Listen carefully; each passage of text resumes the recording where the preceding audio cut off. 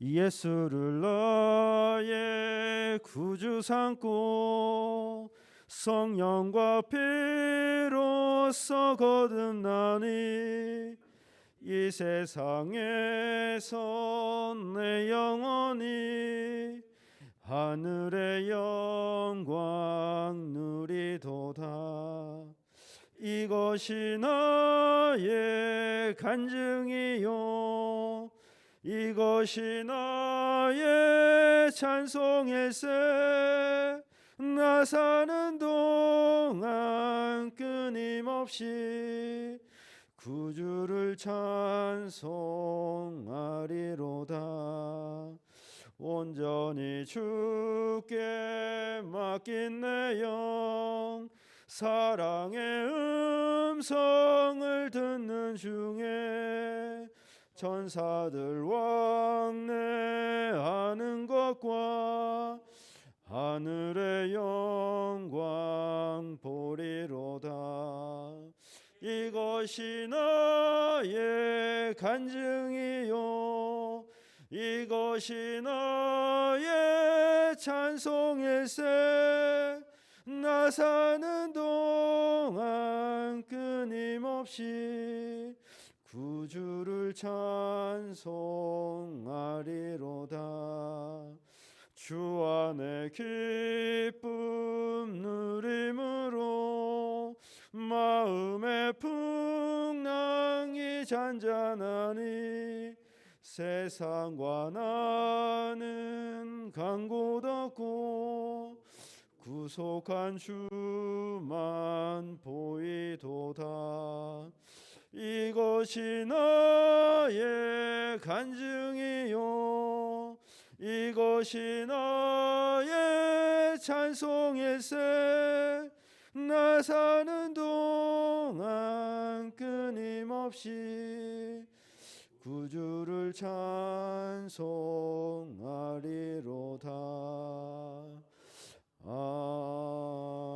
아멘.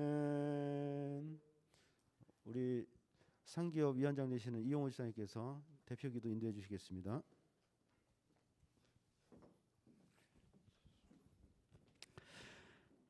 하나님 아버지, 3기업 산업인 합숙 훈련을 너무나 감사를 드립니다. 우리가 언약만 붙잡으면 하나님이 선두로 앞서서 행하시고 성취하시라는 말씀하셨습니다. 산업인들이 후대를 잃어버리면 아무 소용없다고 말씀하시고 산업인 복음의 길로 난 후대 한 사람 후대 키우면 모든 걸 회복된다고 말씀하셨습니다. 말씀대로 인도받는 산업인 되게 해주옵소서. 예수 그리스도 이름으로 기도드립니다. 아멘. 저희 담임 목사님 또 메시지 2강 받는 시간 갖겠습니다. 담임 목사님 나오실 때 큰 박수 부탁드리겠습니다.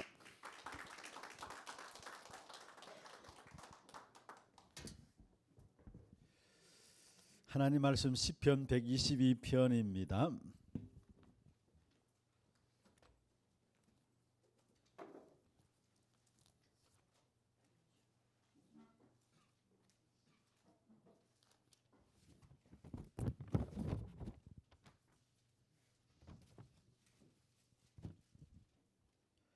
시편 122편 6절 말씀 같이 합독을 하도록 하겠습니다. 예루살렘을 위하여 평안을 구하라. 예루살렘을 사랑하는 자는 형통하리로다. 아멘. 사도행전 2장입니다.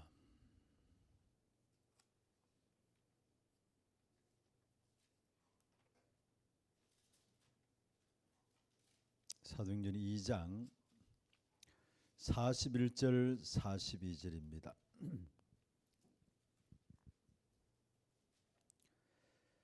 같이 봅니다. 그 마을을 받은 사람들은 세례를 받음에 이날의 신도의 수가 3천이나 더하더라. 그들이 사도의 가르침을 받아 서로 교제하고 떡을 떼며 오로지 기도하기를 힘쓰니라. 아멘. 어제 잘 쉬셨습니까? 아까 우리 챙배 장로님 나와서 이렇게 잠시 말씀을 하시던데 우리 최영배 장로님 제가 처음 만난 게 두루산 공원에서 만났었어요.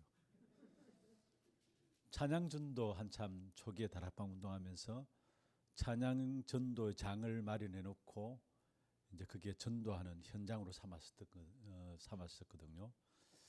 그때 최영배 장로님 청년이었는데 그 청년들 그 다른 교회 목사님하고 청년들이 같이 나와서 그 찬양 전도에 같이 참여했어요. 그래서 우리가 전도하는 그 현장에서 함께 참여하면서 전도하고 이런 부분인데 오늘 제가 잠시 생각을 해보니까 우리 장로님 늘 현장을 놓치지 않고 있는 부분들을 봐요. 지금도 오네시모 사역이나 이런 모든 사역에 인도받는 부분을 보면서 사실 복음 때문에 교회를 옮겨왔고 아마 제가 알기로는 그 교회 청년부 주축이 되어 있었는데 이 복음 때문에 교회를 옮겨오셨고 그런 가운데서 늘 뭐 잘하든 못하든 그 중심은 늘 현장에 있는 것을 봐요. 그래서 지금도 어떻게 하든지 간에 청소년 현장에 복음을 전하려고 하는 이런 마음들 아까 한이라는 부분들 말씀하셨는데 진짜 우리 마음속에 현장 보면 볼수록 렘넌트들에 대한 답이 내려지게 되어 있고 결국 렘넌트들을 살리지 않으면은 앞으로 미래는 없는 겁니다. 그래서 여러분이 평생의 마음에 담고 정말로 기도해야 될 부분들은 내가 어떻게 하면은 렘넌트의 발판이 되고 렘넌트들의 울타리가 될 것인가. 여러분이 하나님이 여러분의 모든 업을 결제를 해 주셔야 되잖아요.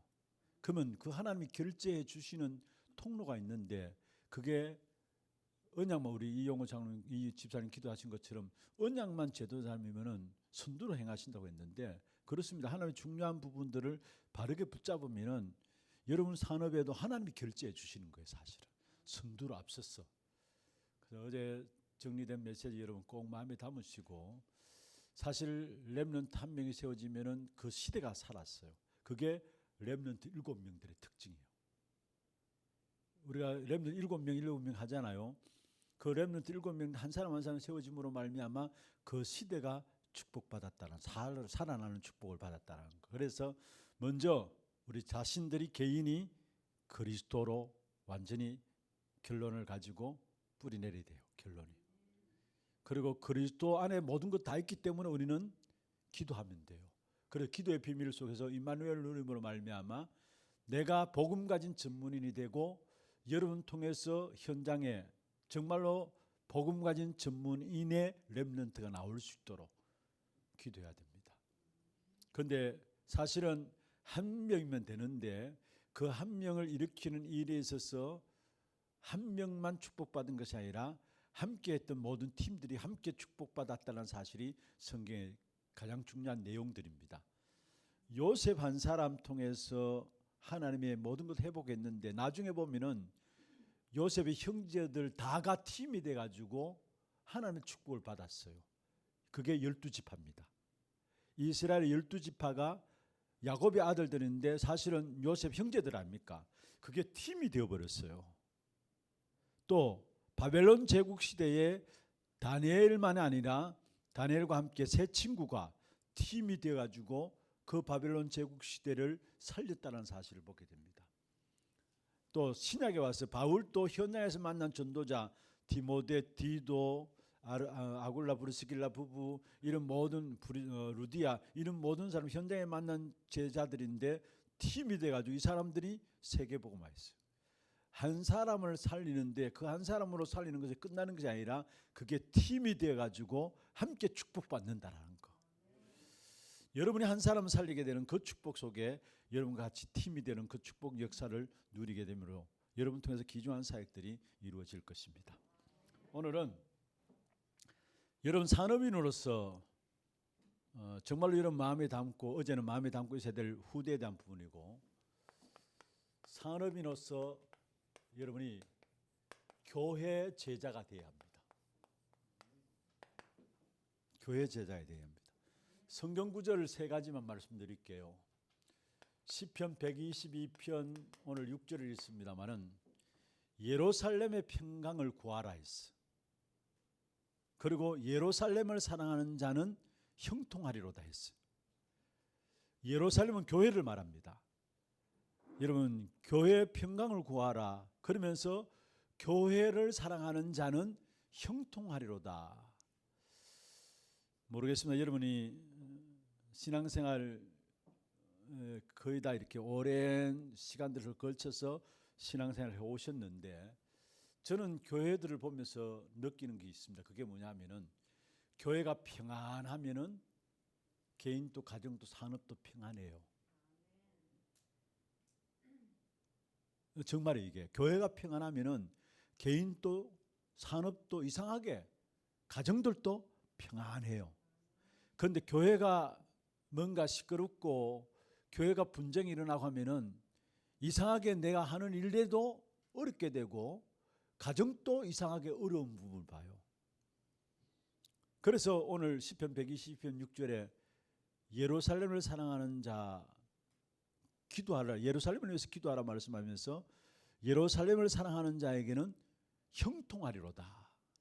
교회를 사랑하는 자에게는 형통하리로다. 정말 그렇습니다. 정말 그래요. 그러면 우리 교회가 어떠한 교회가 되어야 되느냐? 이런 산업인들로서 교회 제자가 되어야 되는데 어떠한 교회가 되어야 되느냐? 그게 오늘 제가 읽은 사도행전 2장 41절 42절입니다.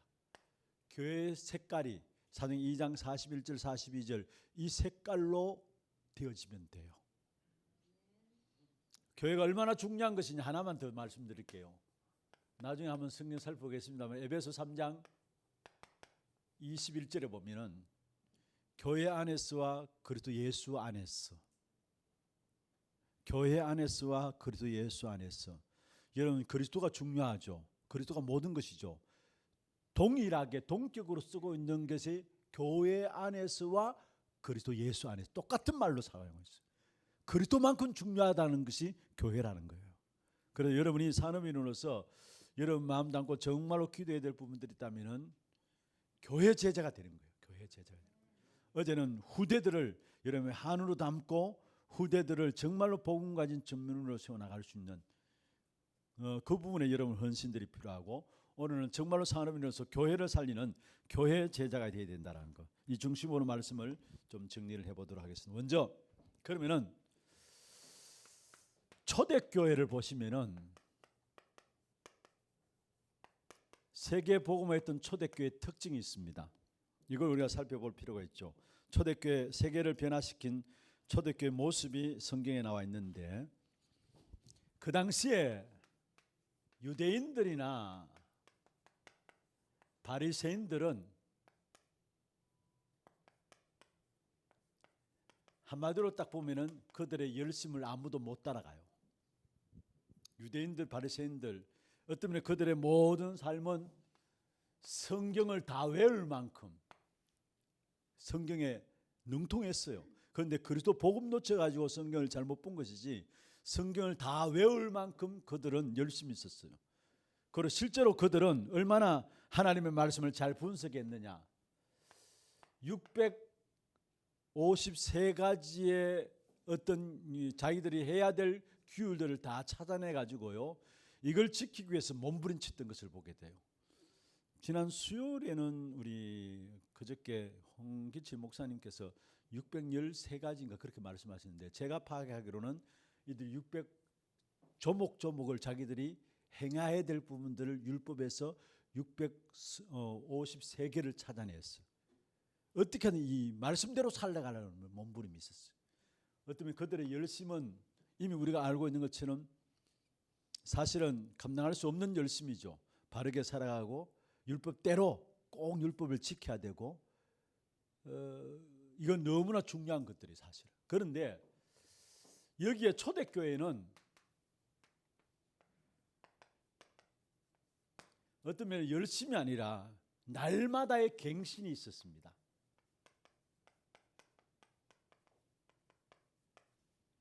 여러분 중요한 것은 이겁니다. 여러분 열심도 중요합니다만은 진짜 복음 안에서 날마다 내가 갱신되어져야 돼요. 이게 중요해요. 갱신이란 말이 중요한 거예요. 날마다 우리의 삶이 하나하나 갱신되어져야 된다는. 그래서 사실은 초대교회는 바리새인들과 유대인들이 갖고 있는 종교 운동에 빠져 있지 않고 이들은 종교 운동에서 빠져나와가지고 생명 운동으로 갱신한 겁니다. 이게 초대교회예요. 사실 바리새인들이 열심히 내는 이 모든 것은 종교였거든요. 그 종교에서 빠져나와가지고 생명 운동으로 갱신한 거예요. 그리고 여러분 잘 아시듯이 이 바리새인들과 유대인들은 어떤 면에서 안식일 중심 아닙니까? 그런데 초대교회는 안식일 중심이 아니라 매일이 주일입니다. 매일이 주일이고, 어떤 면에서 이 바리새인과 유대인들은 장소 중심이었는데 사실은 초대교회는 현장 중심이었어요. 헤롯 성전에 가야 되는 것이 마땅한데 바리새인들과 유대인의 생각으로는 헤롯 성전에 가야 되는 게 마땅합니다. 그런데 사실 여기 가지 않고 어디로 갔느냐? 마가다락방에 모였어요. 이게 뭐냐? 현장에 모였어요. 현장 중심이라는 사실. 그러면서 또 사실은 이 바리새인들과 유대인들은 어떤 면에서 된다 안 된다 이런 모든 부분들 속에서 그들의 중심에 있는 것이 뭐냐 하면은 사실은 사도들 이런 부분들, 제사장들 이런 부분들 중심인데 이들은 평신도 중심이었다라는 거. 이걸 놓고 사실은 초대교회는 날마다의 갱신, 생명운동을 놓고 날마다 갱신되어지는 거, 현장을 놓고 평신도 중심으로 해서 날마다 갱신이 이루어졌기 때문에 유대인들이 사실 똑똑하고 지혜롭고 뭔가 배운 사람들이지만은 그 당시에 초대교회 성도들은 가난하고 배경 없지만은 초대교회를 이기지 못했어요. 그러면은 어떻게 갱신하느냐? 초대교회가 날마다 갱신되어지는데 어떻게 갱신하느냐입니다. 그게 41절과 42절입니다. 오늘 성경 읽은 41절과 42절입니다. 41절에 보면 베드로의 설교를 듣고 3천 제자가 돌아왔어요. 3천 제자가 돌아왔는데 여기서 중요한 것은 뭐냐? 모든 현장에 복음 운동, 그리스도 운동, 전도 운동이 일어났다라는 거. 그러니까 3천 제자가 돌아왔어요. 그런데 당시에 유대인들과 바리새인들은 뭐냐? 늘 그들의 기준이 된다 안 된다 전부 다 율법 운동으로 종교 운동으로 빠져 있었어요. 그래서 잘한다 못한다 된다 안 된다 이 653가지의 이 규율을 만들어 놓고요. 이거 가지고 남을 판단하고요. 잘한다 못한다 그런 모든 부분들 가지고 종교 운동, 율법 운동에 빠져 있는데 3천 제자가 일어나는 초대교회가 복음 운동, 그리스도 운동, 생명 운동 현장에 일어나는 일들이 일어났어요. 이게 초대교회의 갱신한 부분들이에요. 그냥 3천 제자가 모이진 게 아닙니다. 그리고 어떻게 갱신하느냐? 사실은 42절에 보면은 여기에 사도의 가르침을 받아 했죠. 사도의 가르침을 받아. 무슨 말입니까? 메시지를 제대로 붙잡았다는 사실이에요. 그러면서 서로 교제하며 서로 교제했다. 메시지 가지고 제대로 포럼이 되어졌다는 말이에요. 다시 말해 어떤 포럼이냐? 여러분 서로 교제하는데 포럼이 되어지는 것인데 이 포럼은 복음이 살아나도록 복음이 살아나는 포럼이 이루어졌다라는 거예요. 그러면서 떡을 떼며 성찬과 예찬인데요. 모일 때마다 떡을 떼며 다시 말하면 모일 때마다 복음을 다시 하게라는 겁니다. 포럼은 복음이 살아나도록 포럼하고 모일 때마다 복음을 다시 포럼하기라는 겁니다. 그게 떡을 떼는 것이고요. 그러면서 기도하기에 전혀 힘쓰니라. 이게 초대교회가 그 당시에 모든 현장을 정복했던 귀중한 비밀들입니다. 그래서 이런 갱신들을 초대교회가 했습니다. 이 초대교회가 결국은 나중에 보면 로마까지 정복한 사실을 보게 되죠. 그래서 우리 교회의 색깔이 바로 이 색깔이 되어지면 돼요. 현장에 생명운동, 복음운동, 전도운동이 일어나고 그 생명운동, 전도운동이 일어나면 일어날수록 중요한 것이 뭐냐? 강단이 중요하다는 사실을 결론이 내려지게 되어 있어요. 사도의 가르침을 받아 메시지가 너무 중요하다는 사실을 붙잡게 되어 있고 그러면서 서로 교제하며 말씀 가지고 서로 포럼하면서 다시 한 번 더 그 모든 포럼을 통해 가지고 복음이 다시 한 번 우리 개개인에게 살아나고요. 그리고 떡을 떼며 무슨 말입니까? 성찬과 애찬을 통해서 다시 복음이 회복되어지고 그러면서 전혀 그 말씀 붙잡고 기도하는 속에 들어갔다는 거. 그리고 중요한 것은 우리의 모든 교회의 색깔들을 이렇게 만들어야 합니다. 초대교회 특징으로 가졌던 이 갱신들이 교회 색깔이 되도록 만들어야 됩니다. 이 일에 여러분들이 주역으로 교회 색깔을 이러한 초대교회가 있었던 이 축복의 역사들을 누릴 수 있는 교회로 인도받는 일에 여러분들이 산업인들로서 주역으로 쓰임받기를 주의 이름으로 축원합니다. 그럼 먼저 첫 번째로 교회 색깔에 대한 부분들인데요. 다시 말씀드리면 가는 곳마다 모든 현장과 모든 장소에서 현장 장소에서 말씀운동, 생명운동이 일어났습니다.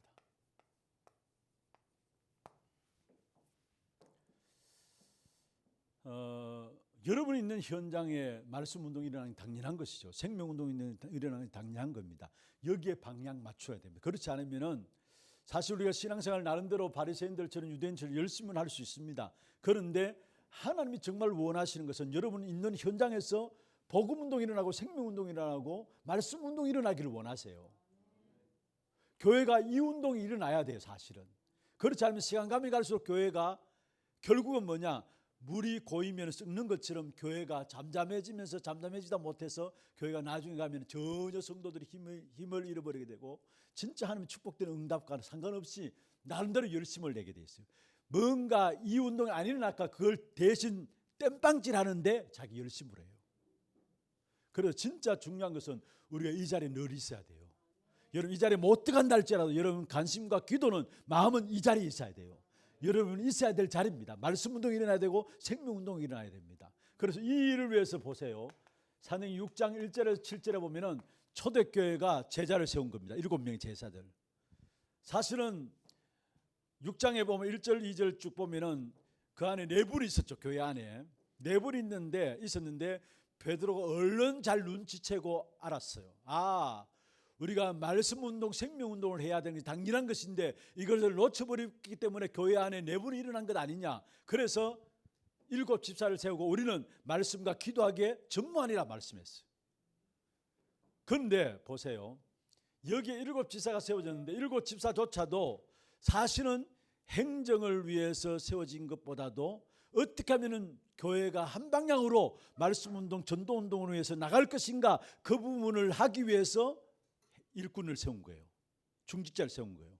그게 사도행전 6장 1절에서 7절에 나오는 내용이에요. 7 집사, 최초의 교회에 7 집사가 세워지는 부분들인데 이 7 집사를 세운 이유가 뭐냐면 교회 행정을 위한 것이 아니라는 거예요.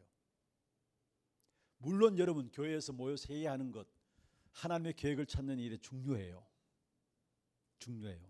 모여서 해야 하지 말라자는 말이 아니에요. 모여서 해야 하는 것, 하나님의 계획을 찾는 일에 너무 중요해요. 그런데 그게 빠져가지고 진짜 중요한 현장을 놓쳐버린다라는 거. 그런데 초대교회는 7 집사가 현장을 제대로 살리기 위해서 온 교회가 말씀 운동하는 이 한 방향으로 가도록 하기 위해서 7 집사를 세우고 그 결과가 그 증거가 뭐냐, 7 집사들도 행정에 머무는 게 아니었어요. 빨리 행정을 해놓고 모두가 어디로 들어갔느냐, 현장으로 들어갔어요. 그래서 여기에 스데반이 현장에 가서 복음 전하다 돌에 맞아 죽고요. 빌립이 현장에 사마리아 성에 들어가고 에티오피아 네시를 만나고 전부 다 현장에서 복음 전하는 그게 7 집사 세워진 스데반과 빌립 그런 사람들이었잖아요. 그러면은 여러분 산업인들로도 정말로 우리 교회가 나갈 수 있는 색깔에 놓고 기도해야 될 부분들은 뭐냐면은 교회가 정말로 한 방향으로 말씀운동, 복음운동, 생명운동 이 한 방향으로 나가도록 이 일에 여러분이 기도하면서 헌신해야 돼요. 교회 안에 이 부분이 일어나지 않으면 갈수록 교회는 힘들어집니다. 그런데 가장 쉽게 예를 들게요. 여러분 교회 안에 새 가족들이 일어나지 아니하고 정말 생명운동이 제대로 일어나지 아니하면은 늘 우리가 은혜 받는다 하지라도 사실은 진짜 제대로 그리스도에 대한 은혜를 제대로 못 받게 돼 있어요. 여러분 가정에 갓난 아기가 태어나면은 그 아기 중심으로 모든 어른들도 관심이 거기 다 가잖아요. 기저귀 갈아주고 우유 모유 먹이고 우유 먹이고 하잖아요. 모든 관심이 거기 가는 것처럼 교회 날마다 말씀운동 생명운동이라서 모든 교회가 모든 성도들이 이 방향 맞아야 교회가 점점 가면 갈수록 되게 돼 있어요. 여기에 여러분 중직자를 왜 세웠느냐 중요한 이유입니다. 단순히 행정하기 위해서 세운 것이 아니라는 것. 온 교회가 말씀 운동하는 이 한 가지 방향으로 가도록 하기 위해서 중직자를 세웠다라는 것. 그러니까 여기에 세워진 중직자조차도 빨리 자기 일들을 해놓고 현장으로 갔다라는 것. 그래서 중요합니다, 여러분. 교회 색깔이 이 색깔이 돼야 합니다. 모든 성도들이 정말로 현장 생명운동, 말씀운동, 전도운동에 이 마음과 중심을 가지고 나가야 된다는 것. 그러면은 저절로 여러분 말씀운동, 생명운동의 중심이 되어 있으면은 이들의 모든 관심이 뭐냐? 모이면 제대로 메시지로 은혜 받게 돼 있어. 생명운동, 말씀운동이 일어나면 일어나는 만큼 메시지가 살아있는 메시지라는 걸 알게 됩니다. 진짜 메시지가 내게 너무나 정확한 메시지인 것을 알게 돼요. 현장을 놓고, 그래서 여러분 말씀 받을 때도 현장을 놓고 말씀을 받아야 돼요. 여러분 현장을 생각하면서 여러분 나름대로 각자의 현장을 생각하면서 말씀을 받는 거하고 그냥 매주 말씀 받는다는 생각 가지고 참여하는 거하고 달라요. 하나님은 말씀을 우리의 현장에 성취될 말씀을 주시기 때문에 그 현장을 놓고 말씀을 받으면 메시지가 하나하나 놓칠 게 하나도 없다는 거. 그래서 모이면 제대로 메시지 은혜를 받는데 여러분 여기서 두 가지만 말씀드릴게요. 우리의 모든 성도들이 각자 주장이 있고 각자의 주장이 있고 각자의 생각이 있습니다. 당연한 거죠. 왜냐? 살아온 배경과 자란 환경이 다르기 때문에 성도들이 많은 만큼 모든 성도들이 각자의 주장이 있고 각자의 생각들 다 있어요. 그래서 교회 이런저런 말들 괜찮아요. 반대하는 소리도 괜찮아요. 왜냐? 자기들이 자란 배경과 환경들 속에서 나오는 거기 때문에 그래서 반대하는 소리들도 괜찮아요. 그런데 중요한 것은 뭐냐? 이들이 통일되는 건 있어요. 뭐냐? 강단을 통해 한 메시지를 듣고 있다는 거. 동일한 점이 있다면은 뭐냐면 강단을 통해서 한 메시지를 듣고 있다는 거. 이게 교회의 가장 큰 힘입니다. 그래서 강단 중심으로는 하나 됩니다. 모든 개인의 가진 생각들과 배경들 또 환경들이 다 다르기 때문에 각자의 의견들이 있을 수 있습니다만은 강단 메시지 중심으로는 하나 되게 돼 있어요. 이게 교회가 현장을 알면 알수록 정말로 메시지가 살아있는 말씀인 것을 알게 되고 여기에 말씀 받는 일에 전혀 힘쓰는 부분들을 알게 됩니다. 그러면서 세 번째로 이 말씀 받은 말씀을 가지고 뭐 하느냐? 포럼하는 겁니다. 포럼하는 겁니다. 여러분 말씀의 포럼은 모든 응답과 사실은 모든 감정들이 모이는 것이죠. 그게 말씀에 대한 포럼이죠. 그래서 모여서 남 이야기하는 것이 아니고요. 많은 사람들이 교회에 모여가지고 남 이야기하고 있고 모여서 어떤 면에서 뭔가 모르게 전부 자신의 경험과 생각을 이야기합니다. 모여 자신의 경험, 생각을 이야기합니다. 어떤 면에서 이것들 때문에 교회가 시끄러워져요. 이것들 때문에 모여서 남 이야기하고 그래서 이것만 안 해도 돼요. 교회에서 모여가 남 이야기 안 하고 자신의 생각들 주장하지 아니하고 그러면 안 해도 교회가 평안하게 든든히 세워져 가는데 거의 여러분 포럼에서는 진짜 우리가 한 주간 받은 말씀 가지고 응답받고 간증하는 이 부분들이 모여지는 곳인데 우리도 뭐 이 부분들이 안 되어지면은 어쩔 수 없습니다. 우리가 남 이야기하고요. 세상 이야기하고 심지어 세상 것을 가지고 교회 안에 들어와서 그걸 교회 안에 기준으로 삼으려고 하고요. 그래서 교회가 갈수록 힘들어지고 어려워지는 것입니다. 그래서 어떤 면에서 주일학교는 주일학교대로 우리 대학부 청년부는 청년부대로 또 산업선교는 산업선교대로 모든 부서들이 335 모여가지고 뭐 하느냐 정말로 주일날 말씀에 대한 포럼들이 이루어져요. 메시지로 은혜 받고 그 말씀 가지고 뭐 하느냐? 포럼할 수 있도록. 또 한 주간 말씀의 역사를 보고 응답받은 부분들 또 이런 부분에 대한 간증도 하고요. 모여가지고. 그렇지 않으면 우리도 모르게 이게 우리에게 익숙해져 있기 때문에 여기 빠져들 수밖에 없어요. 남 이야기하는 거. 신나서 하잖아요. 우리가. 입에 침도 발라가면서 침도 안 마르게 막 하잖아요. 남 이야기하는 거. 이걸 워낙 우리가 좋아해요. 사실은. 그러면서 자신의 경험들 이야기하고 자신의 생각들 이게 사실은 교회 안의 문제들로 이루어지게 되는 것입니다. 그래서 정말로 말씀 가지고 포럼하게 되면 결국 오는 것이 뭐냐? 말씀에 대한 성취가 오죠.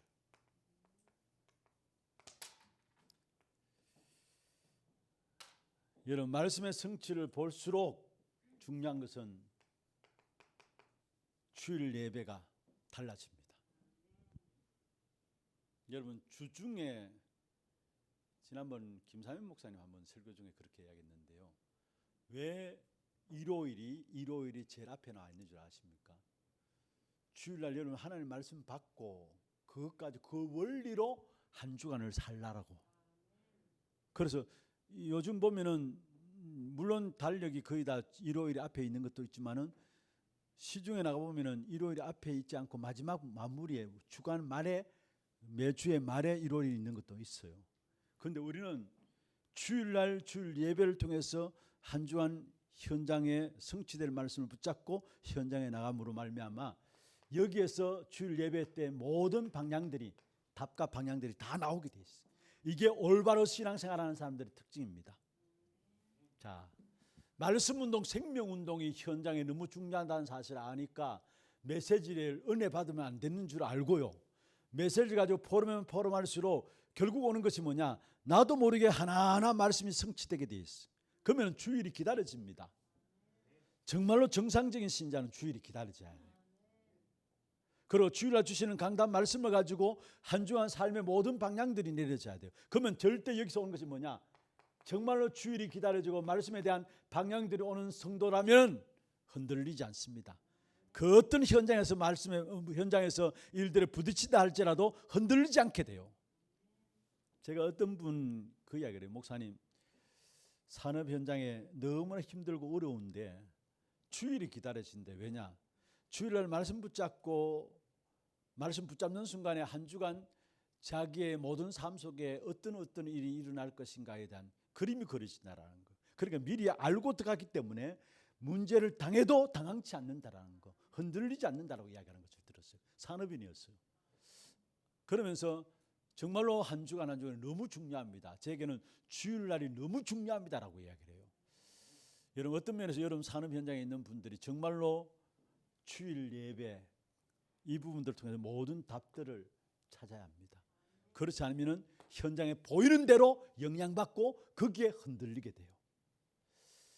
이게 너무 우리 산업인들이 필요한 부분들, 너무 중요한 부분들입니다. 그러면서 결국 어떻게 됩니까? 이렇게 되어지니까 그냥 단순히 복음 다 모든 문제 해결이다 그렇게 우리가 늘 그냥 입버릇처럼 이야기하는데 에베소 3장 19절입니까? 바울이 고백했죠. 에베소 교회를 향해서 복음의 그리스도 그 복음의 높이와 깊이와 넓이와 길이가 어떠한 것인가를 깨닫기를 원한다. 이렇게 되어지는 것이죠. 그리스도가 그냥 구원받는 데 있어서 처음 알아야 될 이름이 아니라 우리의 모든 삶을 살아가는 만큼 그 그리스도가 확인되어지니까 바울이 고백한 겁니다. 에베소 교회를 기도하는데 그리스도 안에 있는 그 복음의 역사들이 얼마나 높고 깊고 넓고 긴지를 깨닫기를 원한다 했어요. 이렇게 되어질 수밖에 없는 거죠. 자, 다시 정리합니다. 어떻게 교회를 갱신할 것인가? 초대교회처럼 되면 됩니다. 초대교회는 이 색깔이었어요. 모든 현장 중심이고 전도운동 중심이고 생명 중심이었어요. 그러니까 이 사실 중심으로 움직여지니까 내게 사실은 이 생명운동, 말씀운동을 하기 위해서는 공급되어야 될 메시지가 있어야 되잖아요. 그러니까 저절로 현장을 놓고 보면은 메시지를 받을 수밖에 없고 메시지 은혜 안 받을 수가 없어요. 현장을 조금만 마음에 담는다면은 메시지 없이는 안 된다는 사실을 알게 되죠. 메시지를 가지고 은혜 받다 보면 사실 그 속에서 나오는 포럼들이 되어지고요. 그런 가운데서 포럼되어지는 그 현장에 말씀이 성취되어지면서 말씀이 성취되어지면은 그것을 끝난 게 아니라 이래서 예배가 중요한 것이고 이래서 주일날 말씀 붙잡는 그게 모든 방향이 나온다는 사실을 알게 되면서 더욱더 깊어지는데 복음의 높이와 깊이와 넓이와 길이가 이런 것이구나 알게 돼 있어요. 교회 색깔이 이렇게 돼야 됩니다. 여기에 여러분이 산업인들로서 주역이 돼야 됩니다. 세 번째입니다. 그러면은 은혜가 보입니다. 교회 색깔이 됐습니다. 분필이 있어요. 예. 교회 색깔이 이렇게 되고 내 개인이 이 삶 중심으로 움직여진다면은 뭔가 모르는 이거는 설명할 수 없는 부분들인데 은혜가 보여집니다. 안디옥 교회에 주의 은혜가 보였다고 했거든요. 은혜가 보여집니다. 자, 먼저 여러분이 시간 지날수록 그대로 줘볼게요. 시간 지날수록 마태복음 16장 13절에 20절이 분명해지고 확신되어집니다. 시간이 지날수록 주는 그리스도시다. 예수가 그리스도시다. 불신자에게는 해답이에요. 신자인 우리에게는 계속적인 응답받는 비밀이 그리스도예요. 이거는 한 번의 응답으로 끝나는 게 아니라 불신자들은 그리스도 아는 순간에 인생의 해답이지만은 믿는 우리에게는 계속적인 응답으로 주신 이름이 그리스도예요. 오늘 아침 제가 교육자 모임에서 인도할 때 말씀을 드렸어요. 여러분 지금은 MZ세대라 가지고 결혼에 대해 생각도 별로 없는 것 같고 젊은 사람들이 결혼 하나만 하나 가정 이루든지 말든지 또 가정 이루어도 자녀에 대한 부분들이 없는 것 같아. 그런데 아마 우리 여러분들은 아마 아내가 있다가 아내가 어느 날 한 주간 정도 밖에 나가면은 아내가 있어 보고 자기의 필요를 채워준 사실 아는 사람이라면은 정말 아내가 필요하구나. 더욱더 알게 될 겁니다. 남편이 정말 필요하구나. 요즘은 뭐 다 그런 걸 지나가는 세대인데요. 그런데 진짜 있어 본 사람들은 필요에 따라서 있어 본 사람들은 정말 아내의 필요와 남편의 필요와 다르게 현장의 환경에 다르게 와지게 되죠. 그런 것처럼 그리스도가 한번 들어서 끝나는 부분이 아닙니다. 불신자들은 예수 그리스도 영접하는 순간에 인생의 해답으로 와지지만은 믿는 우리에게는 계속적인 응답으로 누려지는 이름이 그리스도입니다. 계속적인 응답을 받아야 되는데 그 응답으로 누려지는 이름이 그리스도. 그래서 한 번 그리스도가 다가 아니에요. 여러분 어떤 면에서 그리스도 삼직 왕제사장 선지자직 누구나 다 알죠. 한번 이야기하면 다 알아듣죠. 그런데 그게 그런 이름이 아니라는 사실이에요. 계속적인 응답의 비밀로 누려지는 이름이 그리스도라는 사실이에요. 그러면서 이 그리스도 알면 알수록 그 다음에 왜 마태복음 17장 1절에 9절에 율법으로 안 되고 신비주의에 빠져도 안 되느냐, 신비주의가 왜 어려우냐 힘드냐, 그에 대한 것들이 나오면서 오직 예수라는 부분들이 내려지게 돼 있어요. 오직 예수. 이때 오는 것이 뭔 줄 아십니까? 한 단어로 말할게요. 여러분 모든 삶에 하나님의 은혜가 나타납니다. 만남 속에도 하나님의 은혜가 나타나고요. 이상하게 여러분 사업에도 하나님의 은혜의 역사가 나타나요. 이거는 어떤 면에서 불신자들이 보면서도 알 수 있는 부분들이 저 사람 뭔가 있구나라는 거. 하나님의 은혜가 임하면은 어떤 분이 저한테 그 이야기를 해요.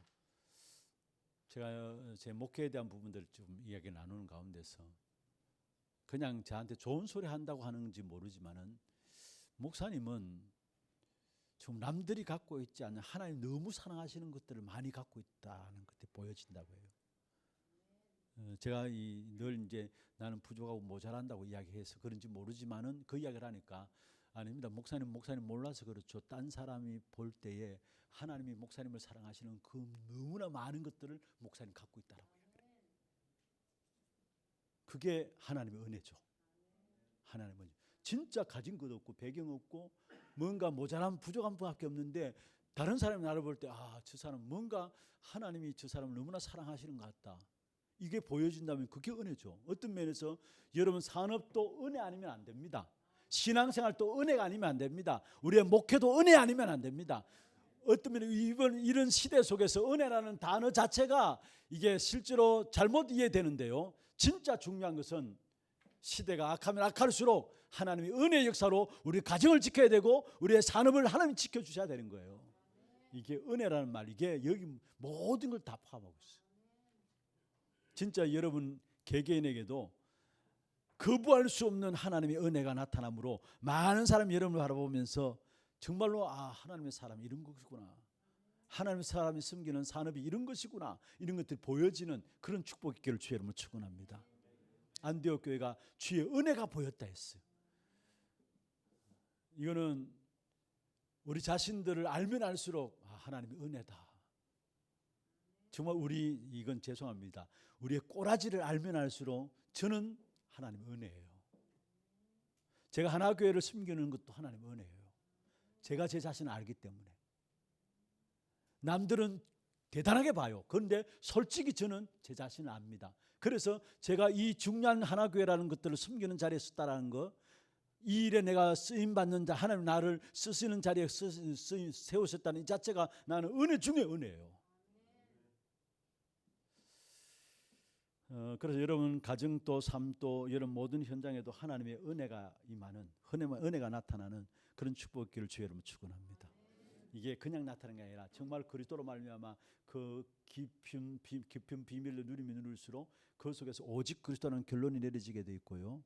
오직 그리스도 말만이 아니라 왜 오직 그리스도여야만 이유가 나오면서 그때부터 내 삶이 전적으로 하나님의 은혜 가운데 있구나라는 것들을 알게 돼 있어요. 여기에 시간 지날수록 그리스도라 했는데 한번 보세요. 성경 구절 한 군데 빠져버렸는데 에베소 1장 17절에서 19절, 에베소 3장 14절에서 21절 한번 보십시다. 이건 성경 한번 찾아보십시다. 에베소 1장 17절에서 23절입니다. 에베소서는 바울이 에베소 감옥 속에서 에베소 교회를 향해서 편지 쓴 내용인데요. 바울의 기도가 나옵니다. 두 가지 바울의 기도가 이 에베소서 6장 가운데 두 가지 바울의 기도가 두 군데 나옵니다. 먼저 1장 15절부터 한번 보십시다. 15절부터 19절까지 한번 읽어보십시다. 제가 15절 읽을게요. 이로 말미암아 주 예수 안에서 너희 믿음과 모든 성도를 향한 사랑을 나도 듣고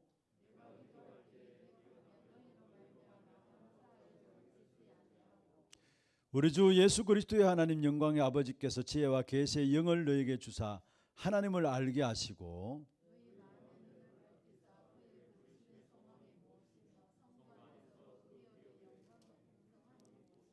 19절입니다. 같이 봅니다. 그의 힘의 위력으로 역사하심을 따라 믿는 우리에게 베푸신 능력이 지극히 크심이 어떠한 것을 너희로 알게 하시기를 구하노라. 아멘. 여기 보면은 지혜와 계시의 정신을 너희에게 주사 하나님을 알기를 원한다.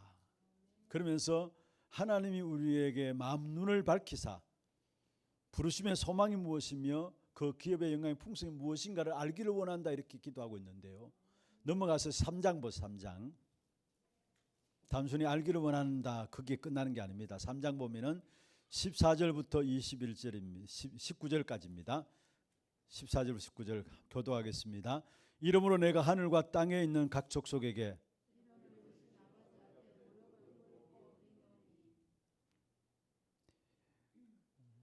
그의 영광의 풍성함을 따라 그의 성령으로 말미암아 여기에 너희 속 사람을 능력으로 강건하게 하시오며 17절요.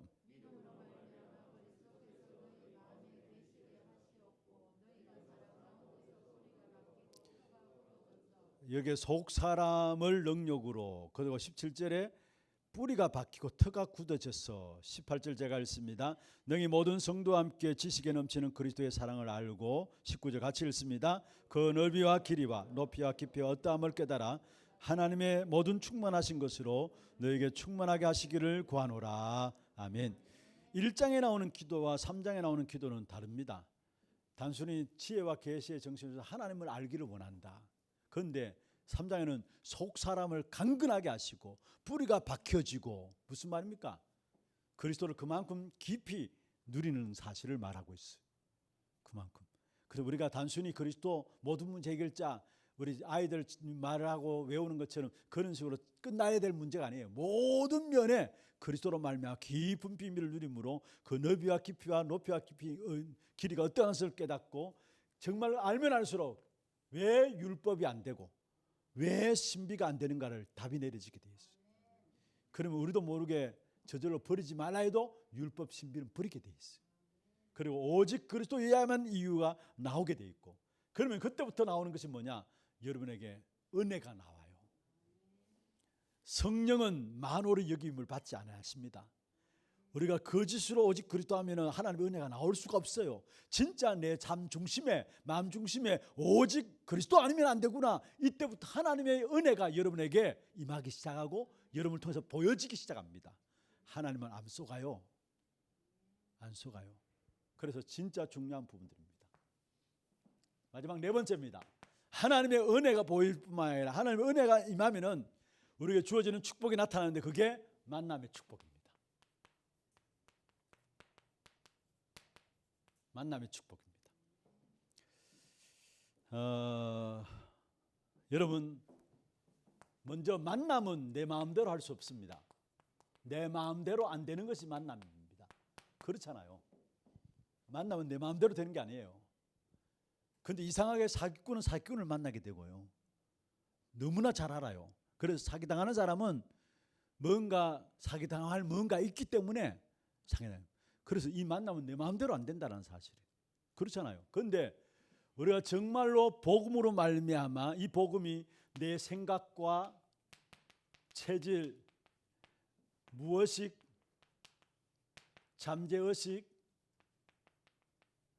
정말 우리의 영혼 속에 임하게 되면은, 여러분 여기서 중요한 것이 있습니다.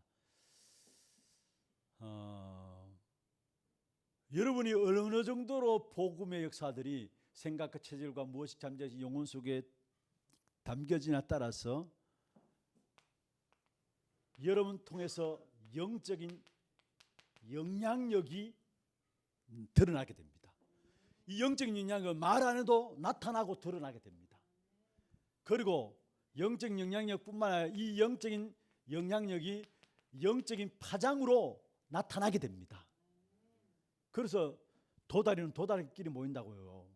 이 영적인 파장력이 나타나고요.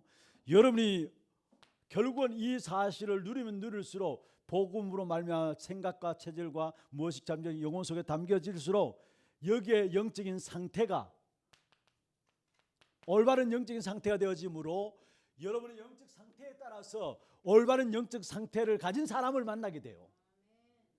그래서 중요한 것은 내가 어떤 사람인가를 우리 잘 모릅니다. 그렇잖아요. 그러면은 내가 어떤 사람인가를 알기를 원한다면은 내 주위에 어떤 사람이 나와 함께 하고 있는가를 보면은 내가 어떤 사람인가를 알 수 있어요. 우리는 대부분 내가 어떤 사람인지 잘 몰라요. 그런데 여러분 만남도 여러분 주위에 있는 사람들을 만남, 이 모든 만남들을 가만히 보면은 여러분 어떤 사람인가를 여러분이 알 수 있어요. 왜냐? 영적인 영향력들은 드러나게 되고 그 영적인 파장으로 흘러가게 되고 영적인 여러분 상태에 따라서 영적인 상태에 따라 사람을 만나게 돼요. 그럼 나에 대한 부분을 잘 모른다면은 내가 지금 만나고 있는 사람들이 어떤 부류의 사람인가를 살펴보면은 내가 어떤 영적 상태에 있는 사람인가를 알게 됩니다. 이게 중요한 말입니다. 이게요. 중요한 거예요. 그리고 여러분 정말로 하나님 주신 준비하신 만남의 축복, 이게 최고의 성공입니다. 여러분 성공은 뭐냐? 하나님 준비하신 만남의 축복을 누리는 것이 최고의 여러분 인생의 성공이에요. 그리고 만남을 통해서 하나님의 계획은 다 이루어져요, 사실은. 그렇다면 최고의 우리에 있어서 성공은 뭐냐? 만남의 축복이라는 거. 자, 보세요. 사도행전 1장 12절 14절에 핍박 가운데 있는 초대교회입니다. 누가 가르쳐 주지도 않았습니다. 그런데 여기에 120명이 만나게 됐어요. 이게 하나님 준비하신 만남이에요. 초대교회의 만남인데 로마를 복음하기 위해서 하나님 준비하신 만남이에요. 핍박 가운데 있는 초대교회에 이야기한 것도 아니에요. 그런데 120명이 모여들었어요. 사도행전 2장 9절 11절 오순절 날에 하나님의 성령 행사가 임하게 되고 그 성령 행사가 마가다방에 임했는데 그게 마찬가지로 2장 9절 11절에 15개 나라 사람들이 모여들었어요. 이건 하나님께 모이게 한 거예요. 하나님께 만나게 하신 거예요. 그럼 우리의 진짜 성공은 뭐냐? 정말로 복음의 비밀을 내가 알고 누림 속에서 그 안 복음 안에서 주어지는 만남이 참된 성공이라는 거. 또 보십시다. 성경에 보면은 이들 가운데 이 만남을 통해 파고들었는데 여기에 사도행전 2장 41절에 3천 제자가 일어나고 이 만남을 통해서 파고들었는데 사실 15개 나라 모인 이 사람들 중심으로 해서 그 만남이 이루어져요. 그 만남 중심으로 파고들었는데 결국 3천 제자가 일어나게 되고요. 하나님이 다 만나게 하신 것이죠. 그게 중요한 사람 중 한 사람이 빌립이 사도행전 8장 26절에서 40절에 에티오피아 네시를 만나게 되는 이 메시지를 류 목사님 하실 때마다 여러분 늘 이야기하는 부분들입니다. 사람의 노력으로 만나게 하려고 해도 안 되는 부분들이 이 부분이라는 거. 어떻게 빌립이 광야길을 걸어가고 있는 그것도 하나님 앞에 예배하러 왔다가 답을 찾지 못해서 갈급한 가운데 있는 그래서 갈급한서 성경을 읽고 있는 이 에티오피아 네시에게 빌립이 하나님께서 인도하셔가지고 말씀 전하는 준비된 사람이니까 당장 세례를 받게 되고 이 만남을 하나님 준비하신 만남이라는 거. 여러분 이 만남이 되어야 돼요. 산업인들로서 여러분 정말로 사업도 이 만남의 축복이 임해야 돼요. 제가 사업 현장에 가서 메시지 할 때마다 거의 대부분 빠지지 않고 말씀드리는 부분들이 진짜 제자 되어지고 제자 되어지면 제자의 만남이 오는데 산업 현장에 꼭 필요한 것이 제자의 만남이 이루어지는 산업이 되어야 된다. 내가 이 축복의 비밀을 모르면 이상하게 나는 생각도 안 했는데 사기꾼만 붙어요, 여러분.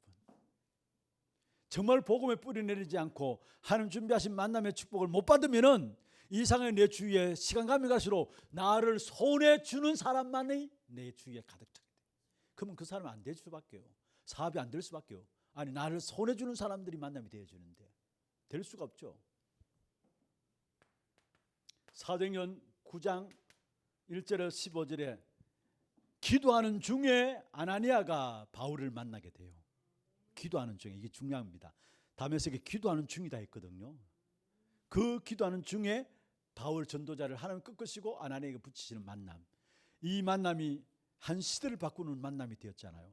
그리고 사도행전 11장 25절 26절에 사실 그 당시에 모두가 바울을 알기 때문에 바울을 거부했는데 두려움으로 거부했는데 거기에 바나바가 안디옥에서 바나바가 이 바울을 데리고 다소에 와서 1년간 같이 있으면서 그 만남을 통해서 복음을 체질화시켰어요.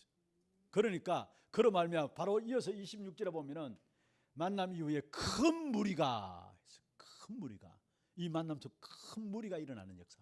그리고 비로소 그리스도인이다, 예수쟁이다, 예수 믿는 사람들이다 일컬음을 받게 되었다 했어요.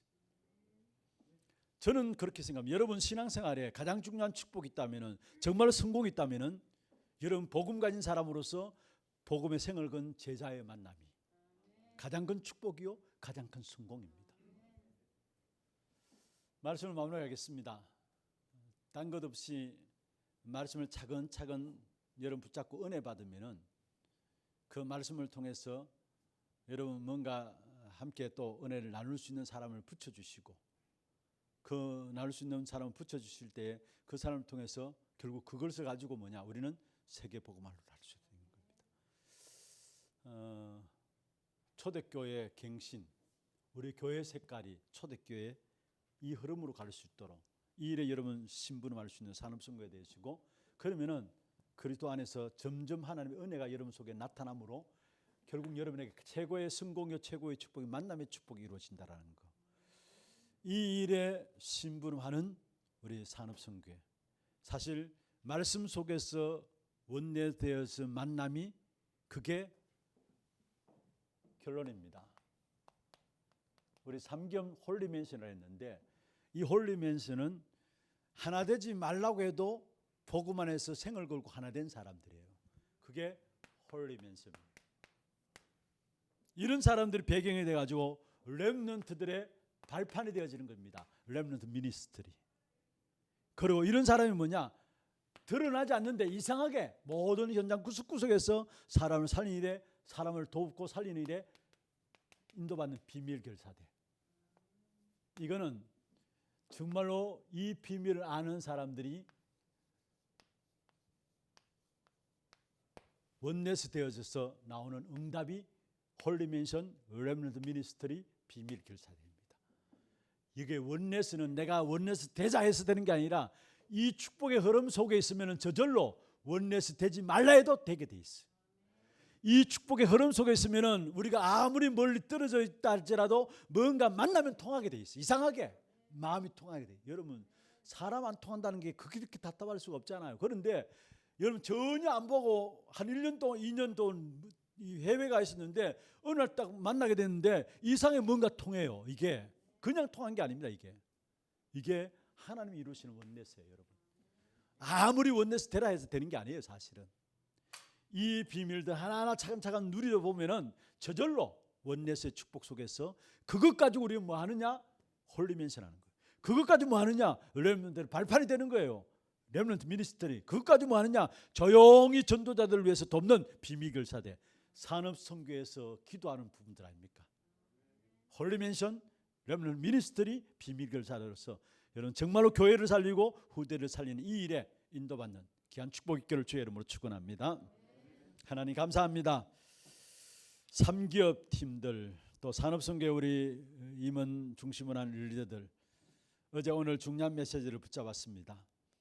특별히 정말로 선두로 가시는 하나님의 언약을 붙잡는 귀한 우리 산업인들이 되게 하여 주시고, 또한 우리 산업인들이 교회를 알고 교회를 살리며 교회의 제자로 세워질 수 있는 귀한 축복 누릴 수 있도록 주께서 역사하여 주옵소서. 짧은 시간에 전달된 메시지지만 이들이 평생에 누릴 응답들을 이 메시지 속에 찾아내는 우리 모든 산업선교회 회원들이 될 수 있도록 역사하여 주옵소서. 살아계신 예수 그리스도의 이름으로 감사하며 축복하며 기도드리옵나이다. 아멘. 지금 우리 인생의 모든 문제 해결하신 예수 그리스도의 은혜와 하나님 아버지의 말로 닿을 수 없는 사랑하심과 성령님의 내주인도 역사 충만하심이 산업인으로서 교회 제자의 축복을 찾아 누리기를 원하는 사랑하는 주의 종들 머리 위에와 이들의 가정과 산업과 자녀손들 위에, 또 특별히 이 모임과 교회 위에 지금부터 영원토록 항상 함께 있을지어다. 아멘. 감사합니다.